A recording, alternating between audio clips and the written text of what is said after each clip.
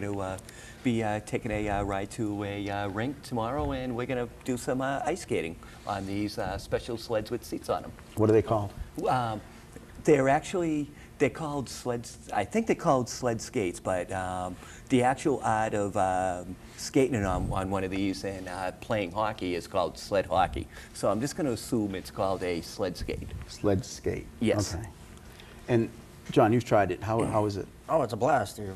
As long as the ice is clear and not no divots in it, which we usually look out on, you can fly up and down a rink, and we like crashing into each other if there's not too many other people around, just for the fun of it, just to abuse each other. But if we can get enough people, sometimes we try to play a little hockey, make it seem like we're playing hockey, even though we don't go by rules. How do you move around?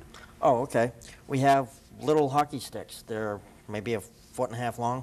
Yeah. And they have spikes on the handle end and the regular hockey stick on the other.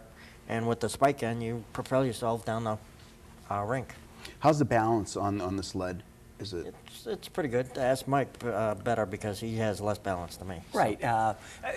Just like special, sport wheelchairs, they actually have sleds that, that might have higher backs on them. Right. To, accommodate what your, balance issues may be.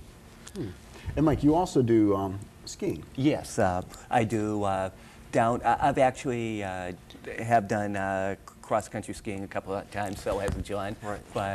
But yes, I also engage in downhill skiing too. We're doing that in a And couple of what weeks do you too. use to do that? Well, there's many different brands of either mono skis or bi skis, they're called. A mono ski, it will have this apparatus that you sit in, and underneath this apparatus is just one ski, hence the mono, and they also have the same apparatus with two skis underneath them called a bi ski.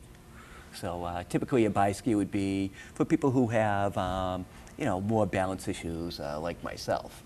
But like I say, they're just as maneuverable as a monoski, and instead of little hockey sticks that we would use for the sled hockey, we have little, we call them outriggers, that are like Little crutches, pretty much. Little crutches that go on your arms, but at the bottom of these cute little crutches are little skis. Right. And can you go to any ski resort? You know what? Just about any major resort will have a program for sit skiing. You just call them ahead of time and ask them what they have, and tell them you'd like to set up an appointment. And even if you don't have, even if you have your own equipment, you can ski. Oh yeah. If you don't have to rent it or anything by the ski mountain.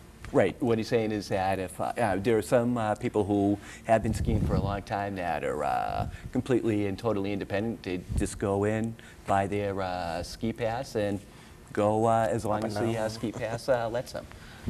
John and I, if we go downhill skiing, we like to call them ahead of time, and we'll actually have certified ski instructors, spend the day with us. Trying to teach us what we're doing wrong while we're laying down on our side the whole time. What other type of activities or experiences have you experienced during the winter months? How do you, for example, carry things? A lot of times when there's snow on the ground, ice, it can get difficult carrying different things, whether you When I go grocery shopping, when I'm leaving the store, I usually carry my bags still in the basket that they give to get your groceries, and I just bring that out to the car so I don't drop all the bags all over the parking lot. So they'll let you do that? They'll let you take the basket out, no problem? Just bring it back in when I finally get it into the car. That's all. But don't you what about when you get home? I mean, you don't have the basket, so does it get a little tricky? I end up taking more than one trip down to the car to get all the groceries. That's what I do too. That's a nuisance, but... Yeah, actually, that's the same thing I do too. Unless I just happen to go shopping with my wife, then I'll take a bag and she'll take the rest. See, I'm a one bag kind of person. It's a lot easier, and if I take the basket, then I'm worried that I'm not going to know how to balance the bag when I get it back to my house. So a lot of times I encourage people to put everything in a bag. And sometimes that's interesting too. When I go grocery shopping, and sometimes I have to get into a little conversation with the people that are putting the you know, the groceries in the bag, Bag saying, look, boys, just girls. fill it up as much as you can. It doesn't matter about the weight. And I think they're concerned that Right. the bag may be too heavy. Right. You've experienced that too? Yeah. Right. And it's I usually try to tell them 2 bags, and that's it. right. And Yeah. if they don't know how to pack the bags, you're in trouble. Exactly. So I figure, you know, I just fill up one of those baskets. So I figure that can all fit into a bag almost. And sometimes it goes into 2 bags, and that's all right. But it does definitely gets trickier, especially in the snow. And then if you're pushing in the snow and ice, Right. the balancing. Through a parking lot that's not fully cleared yet, or with ice on in certain spots, that's tricky. Sometimes I get like a laundry bag, laundry basket or something, and I take it with me in my car. Oh, just So throw I it in just your kind of like trunk? transfer, yeah. Yeah. So I do That's a it that good way idea. with a rope. That's and a it's smart fine, and idea. Never I thought can about carry quite a bit of things that way. Well, that's a good idea. I never thought of that. I mean, you know, my setup at my house, you know, all those little plastic bags. That's the only time I take plastic is when I'm grocery shopping by myself. Otherwise, I'm a paper man. But yeah, I just make several trips. But I like that laundry basket idea. Yeah, it works well. If nothing else, I could just go in the house, grab the laundry basket, and only have to make one trip. Right. It's really good when you go to multiple stores, and so you know, they give you plastic bags, and you have Yeah. the regular paper Right. bags. You can put it all together and carry Carry it it in in there. one And I trip. just put a rope so I can hold, you know, carry it inside. It works really well. Wow. Now, another thing I bet you some of the viewers may be interested in, how do you clean your car with the snow? Good question. I mean, I'm lucky. I have where I live is an accessible building, and our maintenance man, while he's plowing the parking lot, clears off as much of the cars as he can so we can get all the snow at once. So I'm lucky that way. I don't really have to clear off my own car. Yeah. Fortunately, my wife, Mary, thank you very much for all the last ones and for all the ones that you're going to do in the future. But when she's out there clearing her car, she'll clear mine.